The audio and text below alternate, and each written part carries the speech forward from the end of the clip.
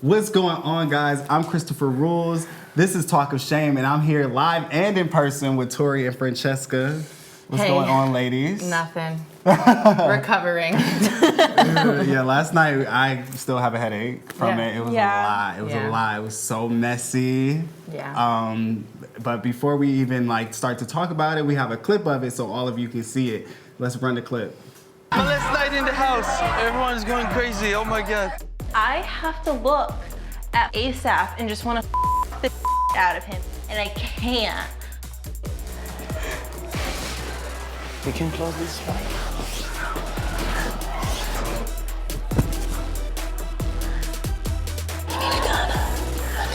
Have you guys seen Asaf?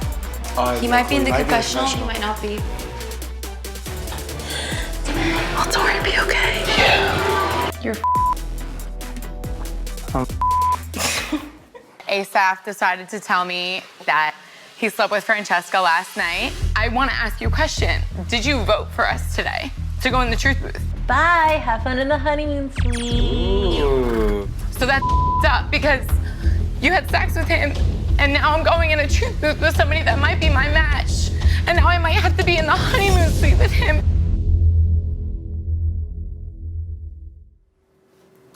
Wow, that was intense. I'm sure that was a lot for you guys to watch last night. Yeah. Yeah. How did it make you feel watching that live? My heart is beating right now. It's really hard to watch. It's just, I don't like watching it. I don't like seeing that side of myself. So it was just really, I don't like watching it. I just feel when I watched it back, I was like, oh my God, I'm downstairs, walking in the house. I remember being in that moment. I remember going up to people being like, where's Asaf? I can't find him anywhere. And now watching back and the way people answered, oh, I think he's in the confessional. I feel like people knew, or maybe they didn't know. And then I just felt dumb. Yeah. I didn't know, I didn't see any of that, And then the worst I think for me was when you guys say my name in the room. And I was just like, oh my God, it's not even these two people, I didn't run through their head. These people acknowledged the fact that I'm in the house and they said my name, you know? I was just like, what? You know? So just seeing things that I didn't really know, details that I really didn't even need to know, just damn, I look stupid. Yeah, I mean, all of it played out in front of the camera. In a lot of situations, you wouldn't see all of that, So I can't even imagine. I mean, I feel like I've been a Tori in a situation before, and I feel like to see that would be very heartbreaking. But while people were talking about it, you didn't have any inkling that he could have been playing you or anything? I was very clear to him. I was like, yo, let's have a really good time. It's our last night in the house. I swore up and down him and I were a match.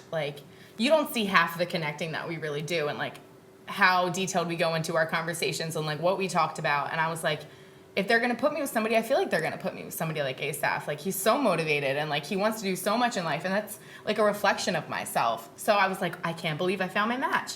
They don't show half of it. And then I obviously didn't see the other half of it, I didn't think that he was in that mindset. I don't know. I didn't see it.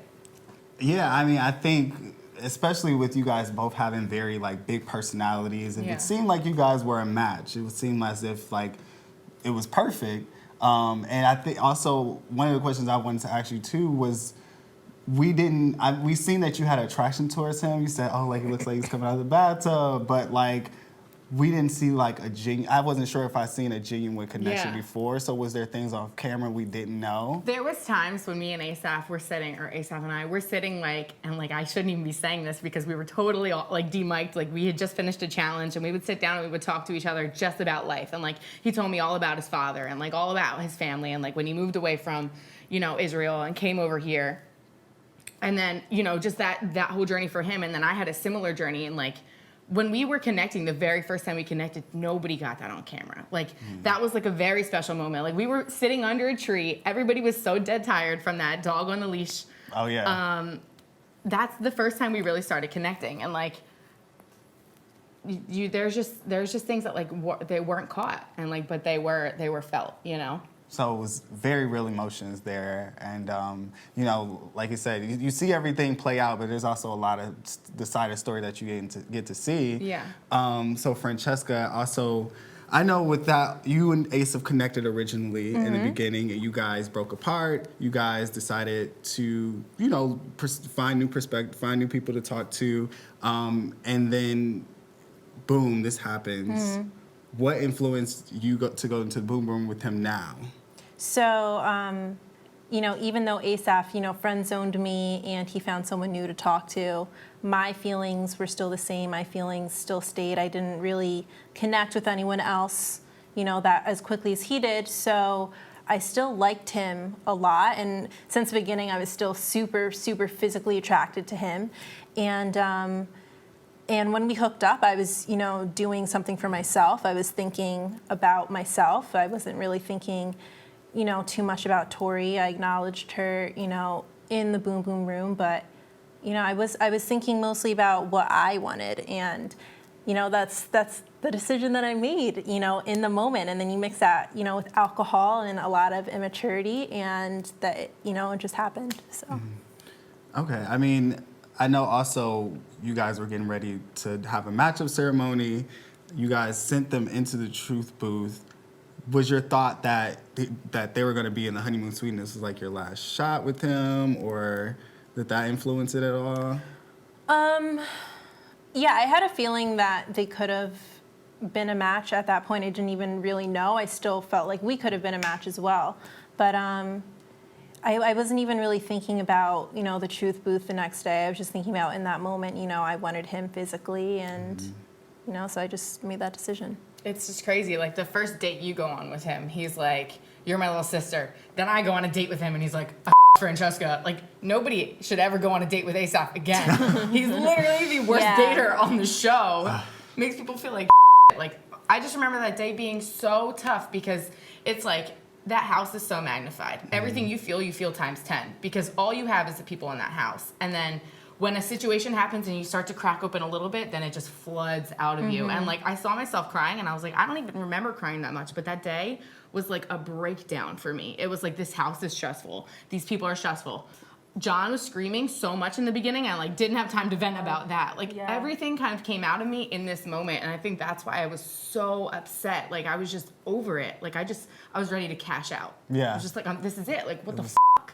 Right. You know? I mean, that's the thing. This house is, like you said, magnified. And I think, too, one of the things, before you left the getaway date, you seemed like you had it together. You were very upset. But then when you got to the house, you broke down. Lost my shit. So did something happen in between the getaway date and getting into the house? Like, after he told me, I was like, okay, this happened, this went down. I was like, but I'm okay, I'm fine. You know, I'm like holding myself together. I'm gonna walk away from it. I'm gonna like think about it. Saw everybody's face in the house and was just completely just like, I can't even keep my composure. Just because, like, I saw so many people in the house that I loved, and, like, I just needed somebody to talk to about it. And, like, Julia was there for me, and I really appreciated her for that.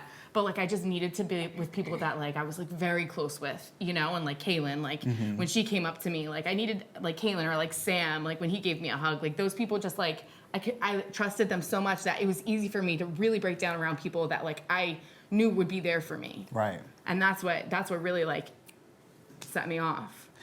Yeah, it was just the support system around them. You were able to kind of let it all hang out. Yeah. With Kaylin, also, we seen you guys. Kaylin had a rough episode as well, and we seen you put up a picture of you guys on Instagram. Yeah. That was really cute. I love Kaylin. That's awesome. I love her too. I've never met her, but she's My really girl. cute.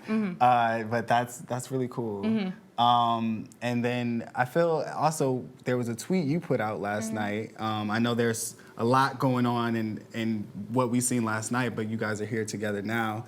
You tweeted that things were better, you apologized, and things are now like in a different place. How did that conversation come about? Well, after Truth Booth, and I saw, you know, how upset it made Tori, and I saw, you know, all of her real emotions, I obviously felt horrible about everything. I regretted everything that I did, so I pulled her aside after Truth Booth, and we spoke about it and talked about it, and she, you know, she's really understanding. So, yeah, we figured it out. I was crying after Truth Booth because, I was terrified that they would have to spend the rest of the time here in the honeymoon suite.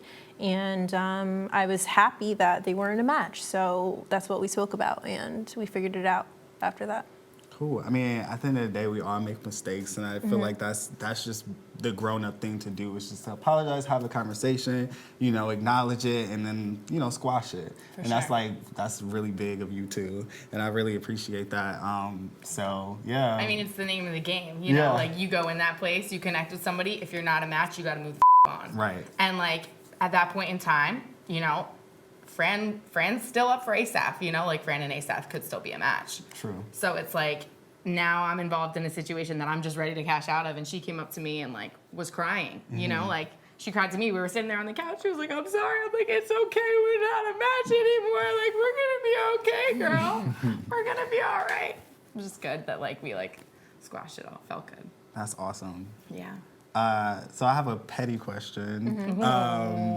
So the boom, boom, boom, and everything. How was the sex? Was it actually? How was the sex? Why do you want me to talk about it? Oh my God. Asaf is gonna get so mad at me. Oh. It wasn't that good. Honestly, it wasn't like amazing or anything. Okay. Yeah, that's all I'm I gonna. really dodged a bullet. Oh my God. Yeah. Okay. Well, that's squash, and I'm glad we got that out the way. I have a game that I want to play, right? So now that we did all that, we're going to bring a little bit more drama back into the situation. We're going to play a game called The Boy Is Mine, paying ode to my favorite singer, Brandy and Monica. Okay. So I have like a few questions for you guys. I'm going to list out a hot guy, and then I'm going to ask you a question. If you get it right, the boy is yours. Okay. So, first question, Leonardo DiCaprio, what movie did he win? The Revenant. Okay. Wait, he got a Grammy? No, Oscar. an Oscar? Yeah. the singer, the singer in the room. Yeah. Okay. So Tori is out for the win here.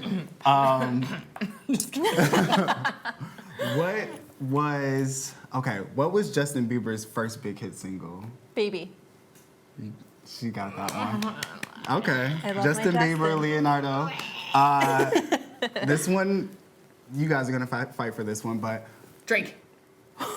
okay. Was it? Was No, it? it wasn't. Could you imagine? What band did Zayn come from? One Direction. One Direction. One Direction. Definitely got that one. Okay, 2 for Francesca, 1 for Tori. Fine.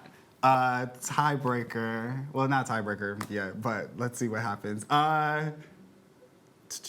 What movie did Michael B. Jordan play in as a superhero? Flubber. Oh my God. Throwback. It was He's only been in one movie as a superhero. I don't know. Let's go I down don't the list of know. superheroes. Okay. Superman? No. Batman. The Green Lantern? We'll just skip that one. It was Yeah. Fantastic Four. Oh, okay. Last one. What is... I don't have one. I mean, for Drake, what song... Drake. What was his first big single? Baby, you meant everything. You are Best thing I love never it. had. Yeah. Yeah. Francesca. I love Jake. Francesca got it. Surprised. Ooh, I had I'm to not pull that one. surprised Francesca won the boy. Oh no. It's really okay. I'm used to Brought it. it back to the drama. That was a lot of fun. Thank you. I didn't know how this was gonna go because last night was a lot, and I'm glad we were able to kind of pull it back together. But thank you guys for joining me for the Talk of Shame. Thank you for having us. It was a lot of fun. I wish we Yeah. could just shout out that Asaf was a liar on Periscope last night. I don't know if we're allowed to do that, but I never slept with Steven. So if anybody watched his Periscope, you know. Shots fired. Bam. Bang, bang. All right. Well, that's it. We'll wrap it up. We'll see you guys next week. Peace out. Bye.